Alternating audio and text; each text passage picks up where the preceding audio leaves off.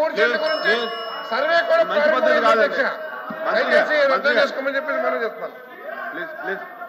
Please కూర్చోండి please కూర్చోండి please కూర్చోండి ప్లీజ్ కూర్చోండి ప్లీజ్ కూర్చోండి ప్లీజ్ కూర్చోవాలి కూర్చోండి ప్లీజ్ కూర్చోండి నా కూర్చోండి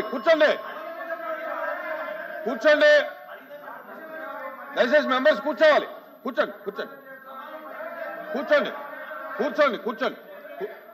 మారుతా కూర్చోండి రవీంద్ర గారు కూర్చోండి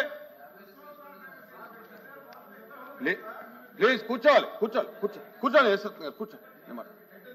దయచేసి మంత్రి గారు ఈ ప్రశ్న రెవెన్యూకి సంబంధించినటువంటి ప్రశ్న. వినండి మీరు మాట్లాడిన తర్వాత మేము మాట్లాడండి, నేను మాట్లాడిన తర్వాత మీరు మాట్లాడండి. ఇది రెవెన్యూ మినిస్టర్ గారికి సంబంధించిన క్వశ్చన్. రెవెన్యూ మంత్రి గారు క్లియర్గా అన్ని విషయాలకి సమాధానం చెప్పారు. మీరు క్లారిఫికేషన్ ఏది చెప్తానంటే నేను మిమ్మల్ని మంత్రిని అలౌ చేయాల్సిన అవసరం ఉంది. అయితే మీరు సబ్జెక్ట్ మొత్తం డివేట్ అయ్యి మళ్ళీ మీరు దానికి గృహ నిర్మాణము దాని శాంక్షన్ చెప్తే ఒకటే ప్లీజ్ కూర్చోండి నేను చెప్పిన తర్వాత మీరు లేకండి. ఇప్పుడు మా మంత్రివర్గం అనేది కలెక్టివ్ రెస్పాన్సిబిలిటీ అనేది ఇందాక మంత్రి గారు చెప్పారు, అది వాస్తవం.